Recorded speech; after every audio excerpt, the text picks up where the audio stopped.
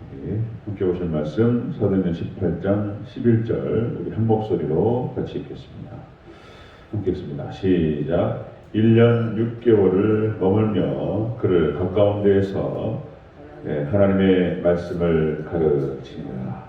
아멘. 1년 6개월을 머물며 그들 가운데에서 하나님의 말씀을 가르치니라.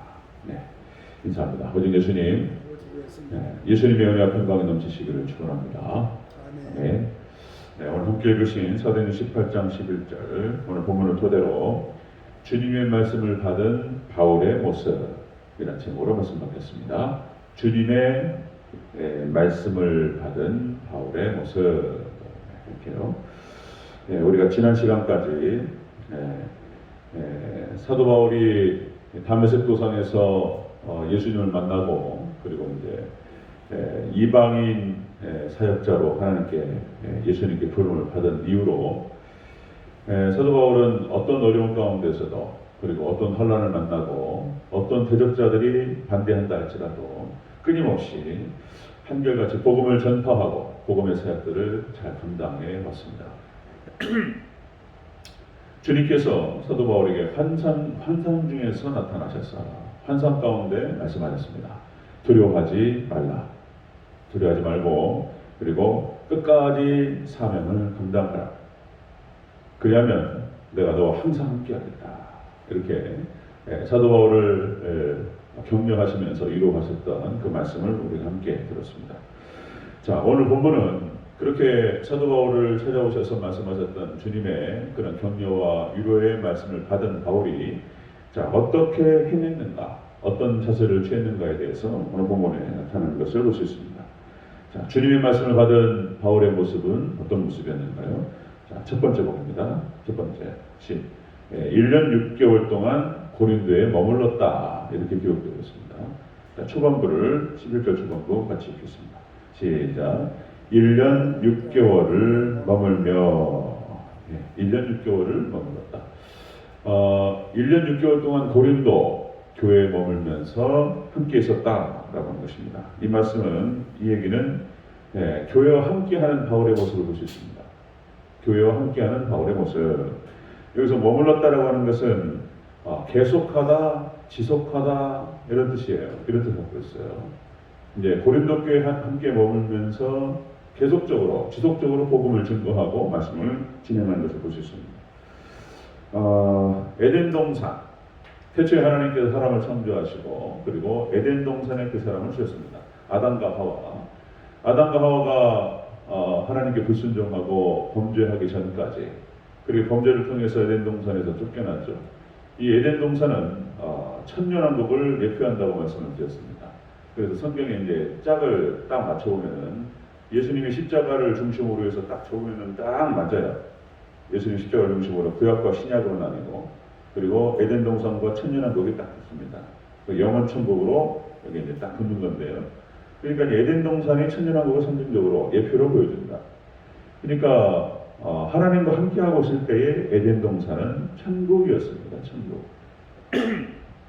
하나님께서 함께 하시면서 아담과 하와에게 모든 만물을 다스릴 수 있는 왕권을 주신 거예요. 그래서 아담이 모든 이름을 짓고 모든 것들을 다 운영했어요.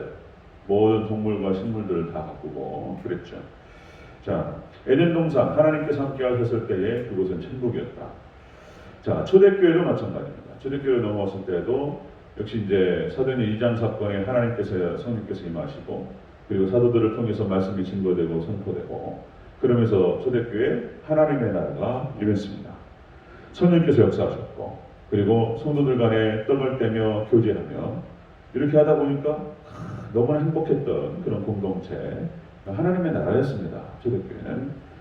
자, 출애굽의 이스라엘 역사도 마찬가지입니다. 출애굽도 뭐 지지고 볶고 나와서 우리가 이제 출애굽을 쭉 살펴봤지만은 뭐 역시 온전한 믿음으로 따라가지 못했던 1세대, 어려웠지만 어쨌든 모세를 통해서 하나님께서 인도하셨고 그리고 출애굽 2세대 여호수아를 통해서 이렇게 이제 인도하셨지만 역시 하나님께서 주의 종을 통해서 모세와 여호수아를 통해서 말씀하셨고 그들을 통해서 그들을 이끌어 주셨고 역시 출애굽한 이스라엘 백성들은 거기가 하나님의 나라였습니다.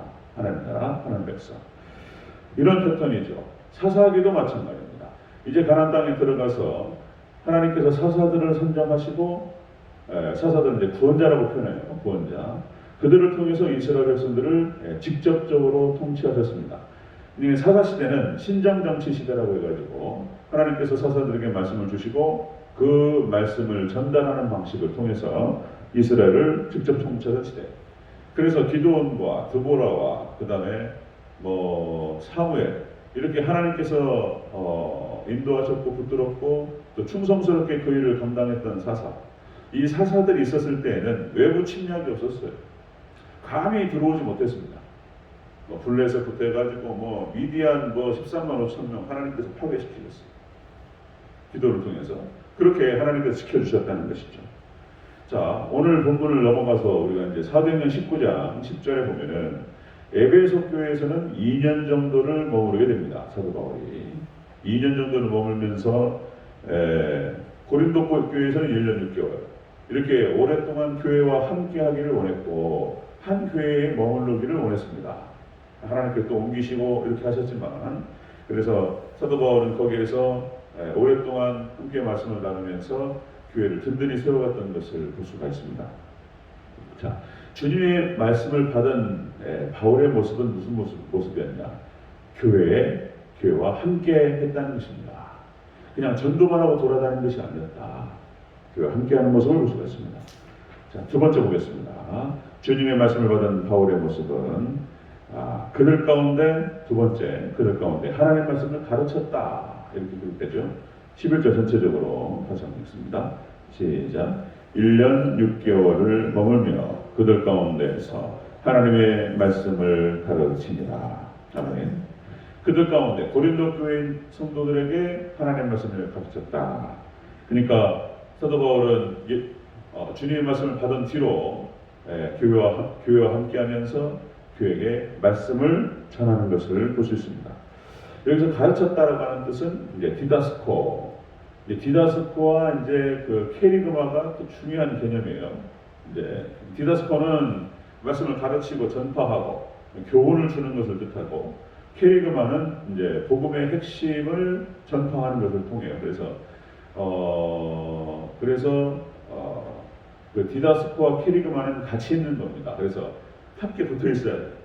그래서 이제 케리그마 복음의 본질적인 것입니다. 예수님의 십자가와 그리고 우리를 대속하심과 그리고 예수님의 부활하심과 예수 그리스도를 믿는 믿음 안에서 구원을 받는다라고 하는 복음의 본질과 핵심을 케리그마라고 하고 그 위에 이제 서로 사랑하라, 겸손하라, 부모를 공경하라, 거짓말하지 말라 이런 어떤 이 디다스코 그러니까 가르친 교훈이라고 하는 것은 그 위에 이제 케리그마 위에 올라가는 것입니다.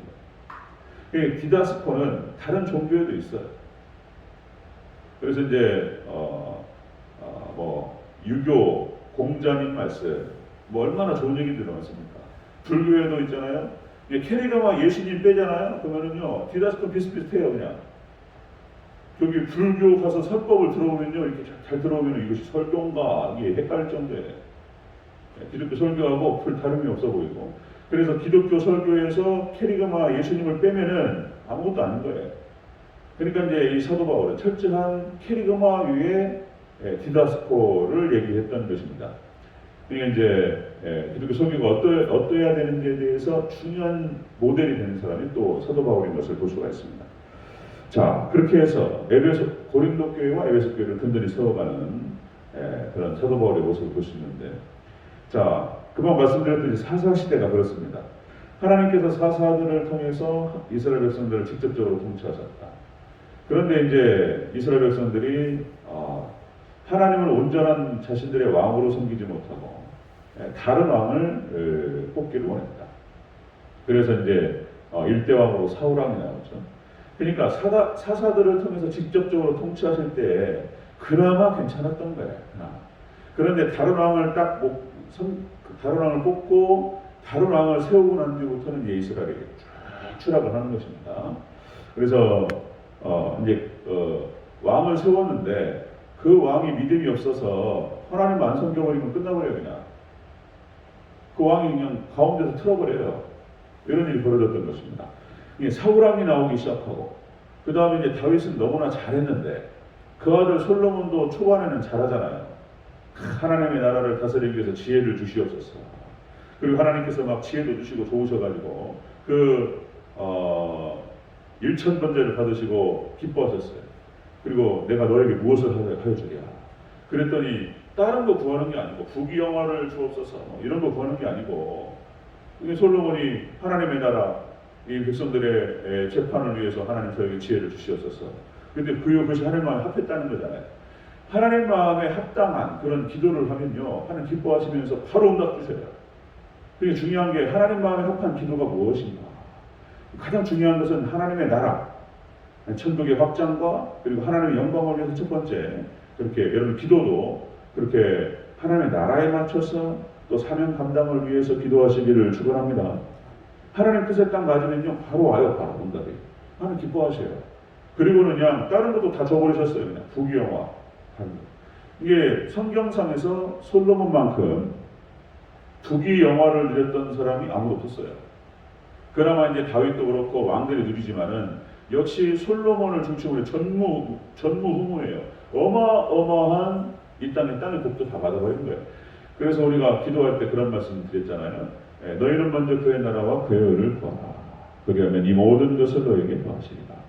그래서 먼저 하나님의 나라와 하나님의 의를 위해서 구하시기를 바랍니다. 그러면 다른 게 따라와요. 이 모든 것을 너에게 더하시리라. 이런 거죠. 자, 여기 잘했는데 솔로몬이 막판에 이제 결혼 정책을 통해 가지고 뭐 부인이 한 1000명 돼버리니까 이제 솔로몬의 아내로 오는 사람들이 이방에서 막 들어오기 시작하고 그래서 이제 이방 신상을 들어와 가지고 솔로몬 말년에는 이방으로 빠져버려요. 그래서 이제 솔로몬에 의해서 솔로몬 때문인 거예요.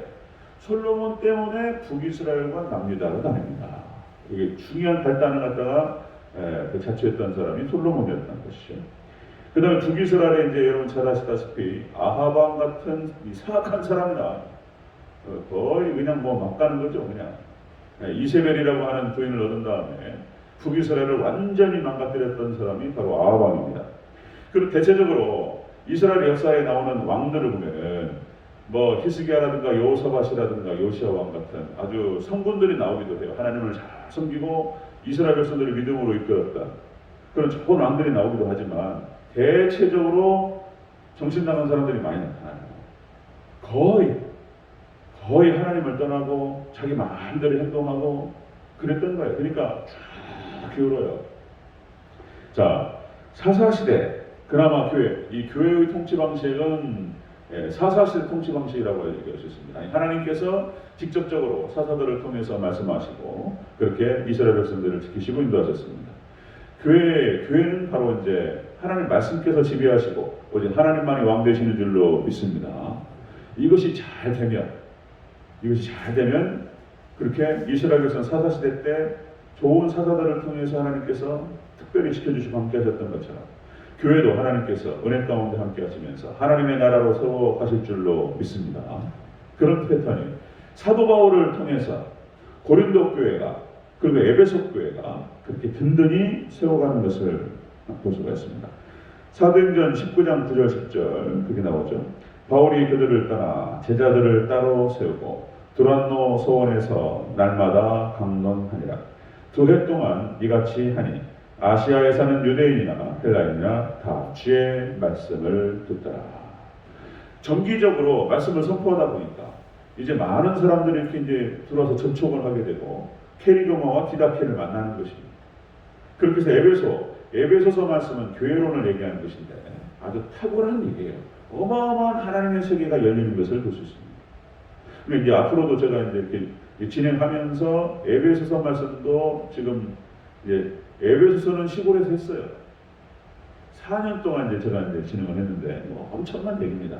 그걸 잘 다듬어서 새벽에 진행할 생각을 갖고 있는데요. 교회론으로서 교회가 대체 무엇인가? 그렇게 에베소서 로마서 말씀을 읽으면서 사도행전 끝나면 로마서로 들어갈 계획을 갖고 있습니다. 로마서 말씀을 통해서 믿음이 무엇인가를 깊이 깨달을 때 말씀으로 부딪혀야 돼요.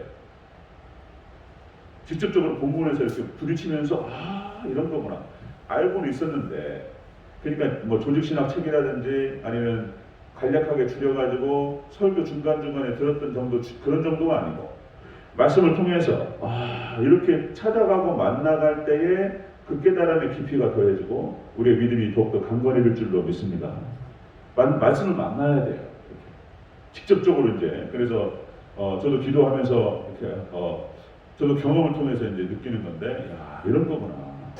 그래서 이제 이 조직신학은 성경에 나타나는 중요한 얘기들을 이렇게 주제별로 묶은 것이 학자들을 통해 2000년 동안 묶여 있는 것이 조직신학이고, 성경신학은 그 조직신학을 갖다가 성경이 찾는 거예요.